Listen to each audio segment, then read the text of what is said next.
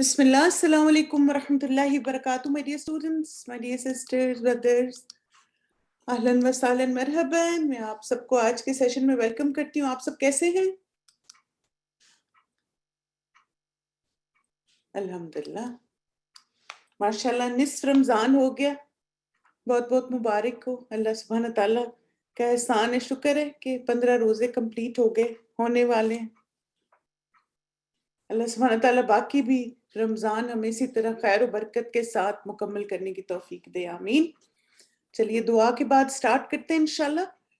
نحمدہ و نصلی علی رسول الکریم، اما بعد فاعوذ باللہ من الشیطان الرجیم، بسم اللہ الرحمن الرحیم. رب اشرح لی صدری ویسر لی امری واحلل عقدۃ من لسانی یفقہوا قولی. رب زدنی علما، اللہم اہد قلبی وسدد لسانی واسلل سخیمۃ قلبی، آمین ثم آمین. جی میں بھی ٹھیک ہوں، اللہ کا شکر احسان ہے، الحمدللہ، جزاک اللہ خیرن. اور انشاءاللہ تعالیٰ آج کا ہمارا استغفار نمبر 15 ہے. یہ بھی بہت امپورٹنٹ استغفار ہے. تشہد میں اس کو بھی پڑھتے ہیں. کل والا جو استغفار ہے اس کو بھی آپ تشہد میں پڑھ سکتے ہیں، اور یہ آج والا استغفار بھی. ٹھیک ہے، شروع کرنے سے پہلے کچھ باتیں انشاءاللہ ڈسکس کر لیتے ہیں تاکہ ذرا سا ہم اس استغفار کو زیادہ بہتر طریقے سے انڈرسٹینڈ کریں، اور جب ہم اس کو مانگیں اپنی دعاؤں میں تو ہم اس کو محسوس بھی کریں انشاءاللہ. اچھا یہ بتائیے کہ کیا آپ کو ظلم کا مطلب پتہ ہے؟ ظلم کیا ہوتا ہے، یا جو بھی میننگ آپ کے ذہن میں ہے ظلم کا، کس کو کہتے ہیں ظلم، کیا ہوتا ہے؟ نارملی ظلم یوز کیا جاتا ہے نا کہ مثلا کسی کا حق مار لینا یا کسی پہ ظلم کرنا، اندھیرا کسی کا حق مارنا، شاباش. حق میں کمی کرنا، ویری گڈ. شرک بھی ظلم قرآن مجید میں کہا گیا. دوسروں کی حق تلفی، کسی کو ہرٹ کرنا، ویری گڈ. اچھا چلیں اب اس پہ آ جاتے، کیونکہ آپ سب نے چونکہ آلریڈی ایگزامپلس دے رہے ہیں تو اس کویسچن پہ آ جاتے ہیں کہ کیا آپ کو ایسے اعمال کا علم ہے جن کو قرآن اور سنت پہ ظلم کہا گیا ہے؟ کچھ تو آپ لوگوں نے مینشن کر دی، جیسے شرک ہے، کسی کا حق مارنا ہے، بالکل کسی چیز کو اس کی جگہ پہ نہ رکھنا. اندھیرا، یہ بھی آپ دیکھیں اس کو بھی قرآن مجید میں ظلم کہا گیا. قتل، شاباش. یتیم کا مال کھانا، ویری گڈ. خیانت، ایکسلنٹ. انصاف نہ کرنا، ویری گڈ. ماشاءاللہ کافی ایگزامپلس انشاءاللہ اور بھی ہم دیکھتے ہیں. اور میں آپ کو آج ایک انشاءاللہ ویب سائٹ بھی بتاؤں گی کہ اگر آپ نے قرآن مجید میں سے کوئی بھی چیز سرچ کرنی ہو کسی خاص ٹاپک پہ تو آپ کیسے سرچ کر سکتے ہیں، کیونکہ میں اسی طرح مختلف ٹاپکس کے لیے الفاظ کو سرچ کرتی ہوں دیکھنے کے لیے قرآن مجید میں اس کا کتنی دفعہ ذکر آیا، کن کن آیات میں آیا. تو بہت ہی زبردست ویب سائٹ ہے. تو آپ دیکھیں کہ سب سے پہلی چیز جو ہم دیکھیں گے وہ یہ ہے کہ اللہ کے ساتھ شرک کو ظلم کہا گیا نا قرآن مجید میں. اور سورہ البقرہ آیت 180 میں آتا ہے وَمِنَ النَّاسِ مَن يَتَّخِذُ مِن دُونِ اللَّهِ أَندَادًا يُحِبُّونَهُ كَحُبِّ اللَّهِ. اور لوگوں میں سے بعض ایسے ہیں جو اللہ کے سوا اور شریک بنا لیتے اور وہ ان سے اللہ کی سی محبت کرتے ہیں. ٹھیک ہے، تو یہاں پہ آپ دیکھیں کہ اس آیت میں دو باتیں ہمیں پتہ چلتی ہیں. ایک تو یہ ہے کہ اللہ تعالیٰ کے ساتھ شرک کرنا، اور دوسرا انسانوں سے اس طرح محبت کرنا جیسے اللہ تعالیٰ سے کرنی چاہیے، یا مثلاً دوسرے لوگوں سے یا بتوں سے یا بزرگوں سے جس محبت کا حقدار اللہ تعالیٰ ہے وہ محبت کسی اور کو دینا. اور پھر ایمان والوں کی کوالٹی بتا دی گئی اس میں والذین آمنوا اشد حبا للہ. اور جو لوگ ایمان لائیں وہ اللہ کی محبت میں سب سے زیادہ شدید ہیں، یعنی ان کے لیے اللہ سبحانہ تعالیٰ کی ذات پہلی پرائرٹی ہوتی ہے. اب آپ دیکھیں کہ جو لوگ شرک کرتے ہیں اور اللہ تعالیٰ سے زیادہ دوسروں کو امپورٹنس دیتے ہیں، ان کا انجام کیا ہوگا؟ اور کاش وہ دیکھ لیں جنہوں نے ظلم کیا. تو یہاں پہ آپ دیکھیں کہ ظلم کس چیز کی طرف اشارہ ہے؟ ان کے شرک کی طرف. اور غیر اللہ سے اللہ جیسی محبت، بالکل شاباش، بہت اچھا. آپ نے جملہ لکھا کہ غیر اللہ سے اللہ جیسی محبت، یہ جو انہوں نے ظلم کیا تھا دنیا میں، جس وقت وہ عذاب دیکھ لیں گے کہ قوت ساری کی ساری اللہ ہی کے لیے ہے اور بے شک اللہ شدید عذاب دینے والا ہے۔ اور اسی طرح آپ دیکھیں کہ حدیث میں بھی ہمیں اس بات کا پتہ چلتا ہے کہ شرک کو سب سے بڑا گناہ کہا گیا۔ عبداللہ بن مسعود رضی اللہ عنہما نے بیان کیا کہ میں نے نبی صلی اللہ علیہ وسلم سے پوچھا اللہ کے نزدیک کون سا گناہ سب سے بڑا ہے؟ آپ صلی اللہ علیہ وسلم نے فرمایا یہ کہ تم اللہ کے ساتھ کسی کو برابر ٹھہراؤ حالانکہ اسی نے تمہیں پیدا کیا ہے۔ میں نے عرض کیا یہ تو واقعی سب سے بڑا گناہ ہے۔ ٹھیک ہے، اور پھر آپ دیکھیں اسی طرح یہ ایسا بھی عمل ہے جو انسان کو جہنم میں بھی لے کے جائے گا اگر اس نے دنیا میں اس سے توبہ نہ کی۔ نبی صلی اللہ علیہ وسلم نے فرمایا جو شخص اس حال میں مر جائے کہ وہ اللہ کے سوا اوروں کو بھی اس کا شریک ٹھہراتا ہو تو وہ آگ میں داخل ہوگا۔ تو اللہ تعالیٰ ہمیں شرک سے بھی بچائے، اور بھی جتنی بھی قسم کے ظلم ہیں اللہ تعالیٰ ہمیں ان سے محفوظ رکھے۔ اب آپ دیکھیں کہ قرآن مجید میں چونکہ بہت ساری آیات تھیں اور ہمارے پاس وقت کی کمی ہوتی ہے، تو صرف میں آپ کو ان آیات میں جو جن اعمال کا بتایا گیا وہ ہنٹ دے دیتی ہوں، اور ان آیات کو آپ کیسے ڈھونڈ سکتے ہیں وہ بھی میں آپ کو بتا دیتی ہوں۔ تو اللہ تعالیٰ کی آیات کا انکار جو لوگ کرتے ہیں ان کو ظالم کہا گیا، یعنی یہ سارے وہ لوگ ہیں جن کے لیے قرآن مجید میں ظلم کا لفظ استعمال کیا گیا، یعنی ان سارے اعمال کے لیے۔ اور پھر آپ دیکھیں کہ اگر آپ اس کا جائزہ لیں تو یہ حقوق میں کمی ہے نا، کہیں آپ دیکھیں کہ اللہ تعالیٰ کے حقوق میں کمی ہے اور کہیں پر بندوں کے حقوق میں کمی ہے۔ اسی طرح آپ دیکھیں اللہ کی نافرمانی، اللہ کے رسول کی نافرمانی اور اللہ کے رسولوں کی نافرمانی، یعنی جو باقی اقوام کا بھی ذکر ہے انہوں نے بھی اپنے رسولوں کی بات نہیں مانی اور ظلم کیا، ناشکری۔ پھر عورتوں کے ساتھ بدسلوکی، جہاں طلاق اور نکاح والی آیات ہے نا، تو وہاں پر بھی اس کی بات کی گئی کہ کیا تم عورتوں پر بہتان لگا کے بدسلوکی کر کے ان کو یعنی گھر سے نکالو گے، تو اس کو بھی ظلم کہا گیا۔ پھر سود اور باطل طریقوں سے مال کھانا، خیانت، یتیم کا مال کھانا، مسجدوں سے روکنا، اس کے بارے میں کہا گیا کہ سب سے بڑا ظالم کون ہے۔ پھر ایمان والوں کا مذاق اڑانا، شخصیت پرستی جو ہم نے ابھی آیت دیکھی تھی کہ اللہ سے زیادہ دوسروں کو محبت کرنا، پھر مال کی محبت میں اللہ کو بھول جانا یعنی تکبر، پھر گناہ کے کام کچھ منشن کیے گئے اور ان کو بھی ظلم کہا گیا، فحاشی، زنا، یہ بھی آپ دیکھیں بندوں کے حقوق میں کمی ہے، اس کو بھی ظلم کہا گیا، گمراہی، حق ادا نہ کرنا، بالکل اللہ پر جھوٹ گھڑ لینا۔ تو اب آپ دیکھیں کہ جیسے یہ ویب سائٹ ہے تنزیل.net، بہت ہی اچھی ویب سائٹ ہے۔ تو میں نے اس میں یہاں پہ سرچ ہے نا، تو یہاں پہ آپ لکھیں ظلم، ٹھیک ہے، تو قرآن مجید میں جتنے بھی آیات میں ظلم کا لفظ آیا ہے نا، یعنی اس روٹ لیٹر سے جتنے بھی الفاظ آئے وہ آپ کو مل جائیں گے۔ اور یہاں پہ آپ دیکھیں وہ ریزلٹس بھی آپ کو بتاتا ہے کہ 154 آیات ہیں قرآن مجید میں، جس میں مختلف ایسے اعمال کا ذکر کیا گیا ہے جو بندوں نے ظلم کیا یا اللہ سبحانہ تعالیٰ نے ان اعمال کو ظلم کہا۔ تو آپ ان کا ترجمہ بھی دیکھ سکتے ہیں، میں نے جو کچھ باتیں منشن کی وہ بھی اسی کیٹیگری میں آتی ہیں۔ پھر آپ دیکھیں کہ اللہ سبحانہ تعالیٰ کے حقوق اور بندوں کے حقوق کا مختصراً ذکر سورہ البقرہ کی آیت 83 میں بھی کیا گیا۔ سب سے پہلے ہمیں کیا کہا گیا کہ لا تعبدون الا اللہ، کہ اللہ کے ساتھ کسی کو شریک نہ ٹھہراؤ، اور پھر وبالوالدین احسانا، والدین کے ساتھ احسان کرو، وذی القربى اور رشتہ داروں کے ساتھ احسان کرو، والیتیمہ اور یتیموں کے ساتھ، والمساکین اور مساکین کے ساتھ، وقولوا للناس حسنا، لوگوں سے اچھی بات کرو، واقیموا الصلاۃ وآتوا الزکاۃ، نماز قائم کرو اور زکوٰۃ دو۔ تو آپ دیکھیں کہ اس میں 3 حقوق اللہ بتائیں گے کہ اللہ تعالیٰ کی عبادت کرنی ہے، نماز قائم کرنی، زکوٰۃ دینی ہے، اور پھر 5 ہمیں یہاں پر حقوق العباد بتائیں گے۔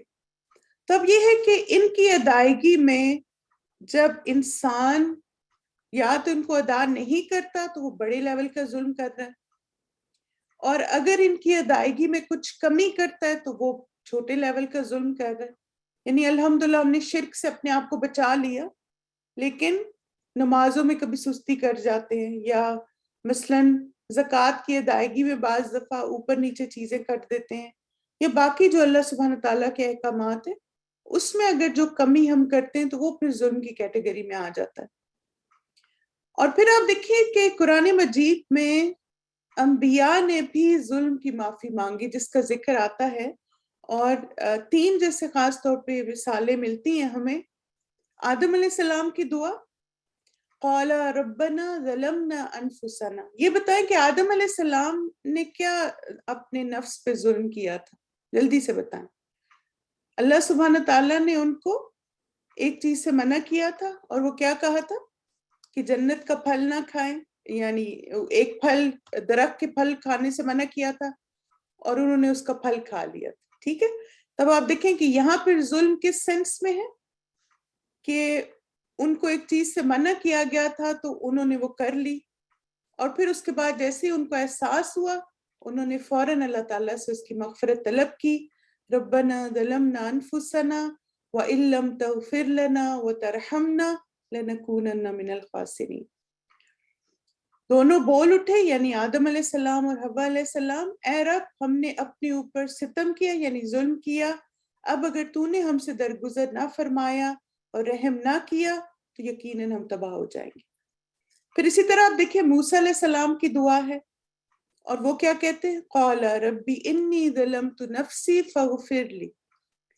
موسیٰ علیہ السلام سے کیا ظلم ہو گیا تھا، کیا غلطی ہو گئی تھی ان سے؟ آپ دیکھیں انہوں نے غلطی سے قتل کر دیا تھا، یعنی ان انٹینشنل ان سے انہوں نے کسی کو مکہ مارا اور وہ ایسے پوائنٹ پہ لگا کہ وہ شخص مر گیا. تو فوراً موسیٰ علیہ السلام کو احساس ہوا کہ یہ ٹھیک نہیں ہوا، تو فوراً اللہ تعالیٰ سے انہوں نے معافی مانگی. ربی انی ظلمت نفسی فاغفر لی فغفر له انه هو الغفور الرحیم. اور آپ دیکھیں کہ جیسے ہی اللہ تعالیٰ کی طرف بندہ رجوع کرتا ہے تو اللہ تعالیٰ فوراً معاف کر دیتے ہیں.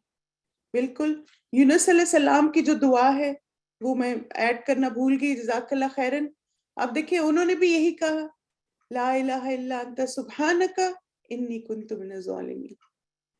تو اب آپ کو ظلم کا میننگ سمجھ آ رہا ہے نا، کہ آپ دیکھیں کہ کچھ کمی ہو جاتی ہے غلطی سے، یا مثلا بعض دفعہ کسی پریشر میں آ کے اور وجوہات کی وجہ سے، جیسے آدم علیہ السلام اور حوا علیہ السلام کو شیطان نے بھٹکایا، موسیٰ علیہ السلام کو وہ جو اسرائیلی تھا اس نے جسے ان کو اتنا زیادہ وہ جوش دلا دیا، اور اسی طرح یونس علیہ السلام آپ دیکھیں ان کے اندر تھوڑی بے صبری آ گئی، انتظار نہیں کیا. اور پھر اسی طرح آپ دیکھیے کہ ملکہ سبا نے بھی دعا جو مانگی، تو اس میں بھی آپ دیکھیں وہ بھی کہتی قالت ربی انی ظلمت نفسی واسلمت مع سلیمان للہ رب العالمین. تو آپ دیکھیں کہ ملکہ سبا نے کیا ظلم کیا تھا؟ شرک کا ظلم، بالکل شاباش. تو وہ پکار اٹھی، اے میرے رب آج تک میں اپنے نفس پر بڑا ظلم کرتی رہی، اور اب میں نے سلیمان علیہ السلام کے ساتھ اللہ رب العالمین کی اطاعت قبول کر لی.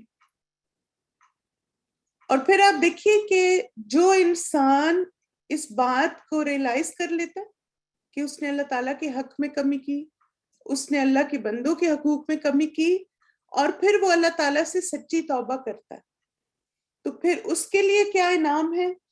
فَمَن تَابَ مِن بَعْدِ ظُلْمِهِ وَأَصْلَحَ فَإِنَّ اللَّهَ يَتُوبُ عَلَيْهِ إِنَّ اللَّهَ غَفُورٌ رَحِيمٌ. پھر جو ظلم کرنے کے بعد توبہ کرے اور اپنی اصلاح کر لے تو اللہ کی نظر عنایت پھر اس پر مائل ہو جائے گی. اللہ بہت درگزر کرنے والا اور رحم فرمانے والا. یعنی جو انسان جس سے بھی ظلم ہوا، چاہے اپنے نفس کے ہاتھوں یا شیطان کے بہکاوے میں آ کے یا انسانوں کی باتوں میں آ کے، اور پھر اس نے اس کو ریلائز کیا اور اللہ سے معافی مانگی، تو اللہ سبحانہ تعالیٰ پھر معاف کر دیتے ہیں. بالکل. تو انشاءاللہ آج کا جو ہمارا استغفار ہے، ہم اللہ سے اپنے نفس کے بہکاوے میں آ کر کیے گئے ظلم کی معافی مانگیں گے انشاءاللہ. اور یہ استغفار ہے اللہم انی ظلمت نفسی ظلما كثيرا ولا يغفر الذنوب إلا أنت فاغفر لي مغفرة من عندك وارحمني إنك أنت الغفور الرحيم. اے اللہ بے شک میں نے اپنی جان پر بہت زیادہ ظلم کیا، ظلمن کثیرن، اور تیرے سوا گناہوں کو کوئی بھی نہیں بخش سکتا، بس تو مجھے اپنے پاس سے بخشش عطا فرما اور مجھ پر رحم فرما، بے شک تو بہت بخشنے والا مہربان ہے۔ Oh Allah, indeed I have wronged my soul greatly, and none can forgive sin except you. So forgive me and grant me a great forgiveness from yourself, and have mercy upon me. Surely you are the most forgiving, the most merciful.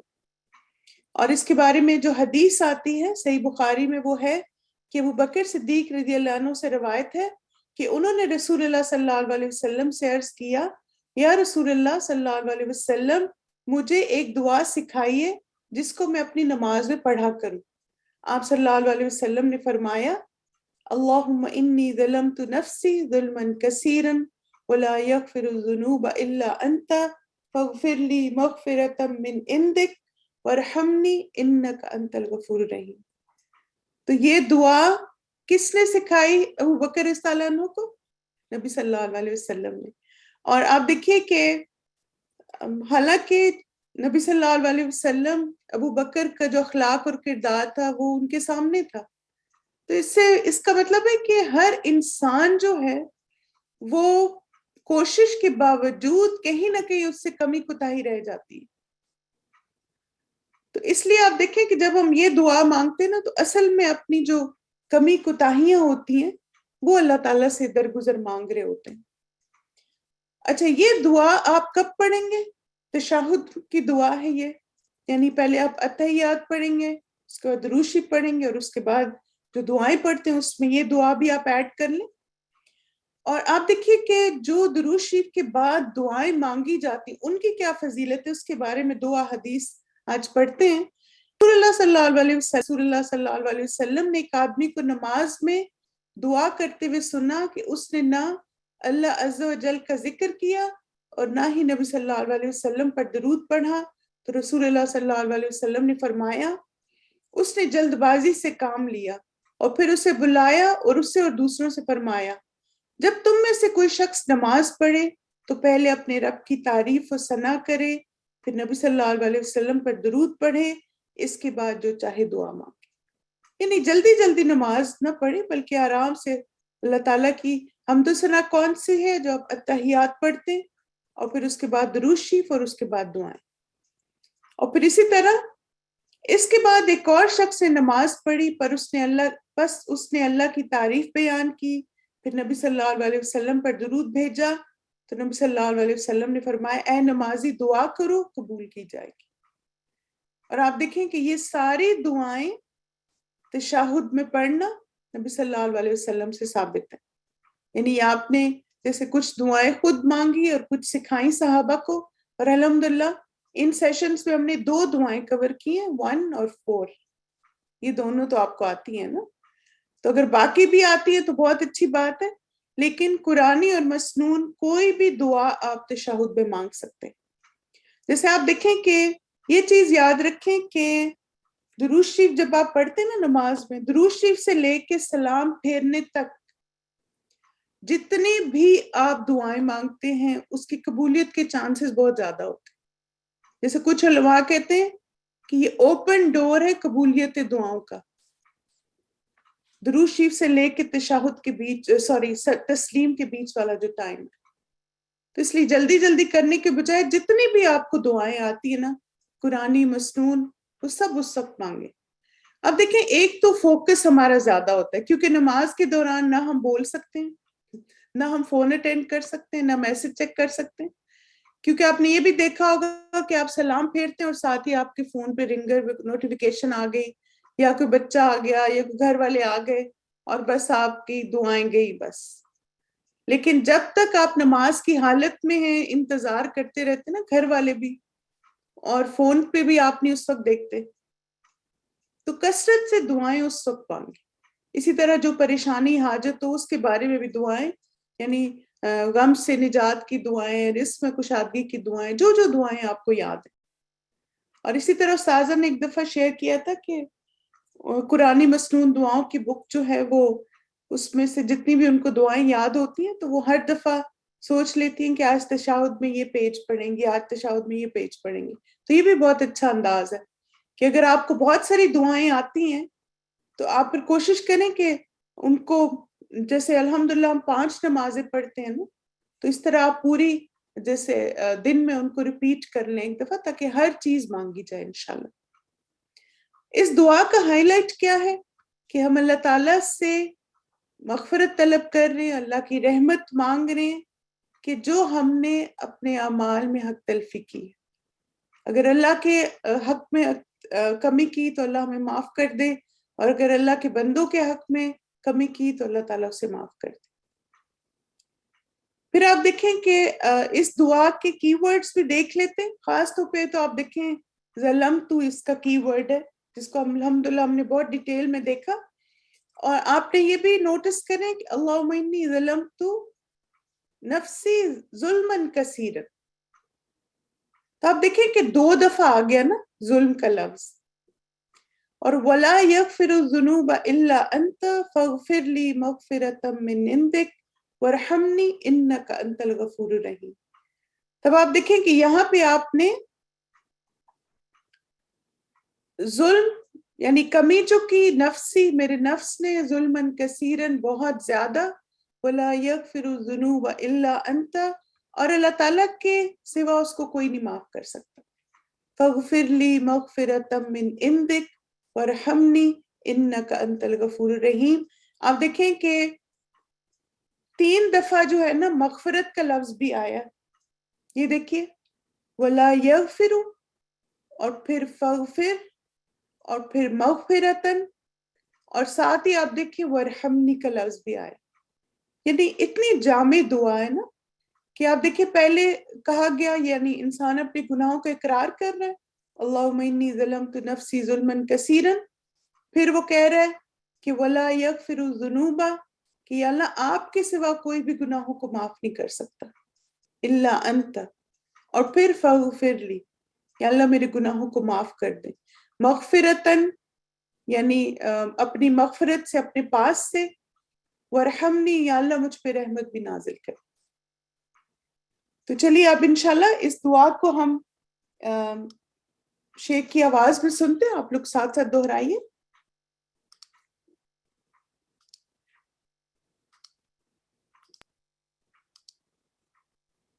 اللهم إني ظلمت نفسي ظلما كثيرا ولا يغفر الذنوب إلا أنت فاغفر لي مغفرة من عندك وارحمني إنك أنت الغفور الرحيم. اللهم إني ظلمت نفسي ظلما كثيرا ولا يغفر الذنوب إلا أنت فاغفر لي مغفرة من عندك وارحمني إنك أنت الغفور الرحيم. اللهم إني ظلمت نفسي ظلما كثيرا ولا يغفر الذنوب إلا أنت فاغفر لي مغفرة من عندك وارحمني إنك أنت الغفور الرحيم.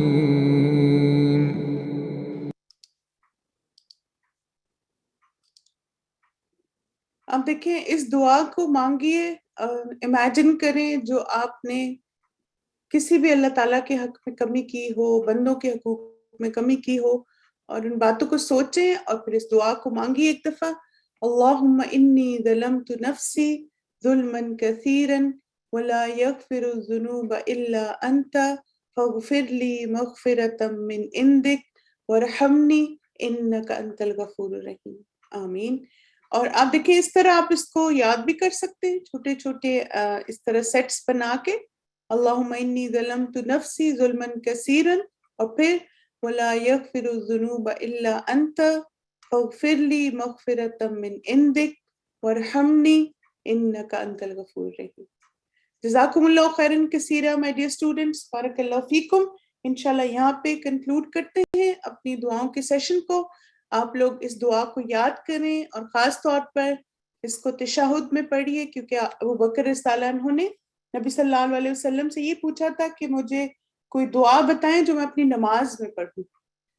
تو یہ خاص طور پہ نماز میں پڑھنے والا استغفار ہے، تو آپ نے کوشش کرنی ہے اس کو یاد بھی کریں اور اپنی نمازوں میں اس کو شامل بھی کریں.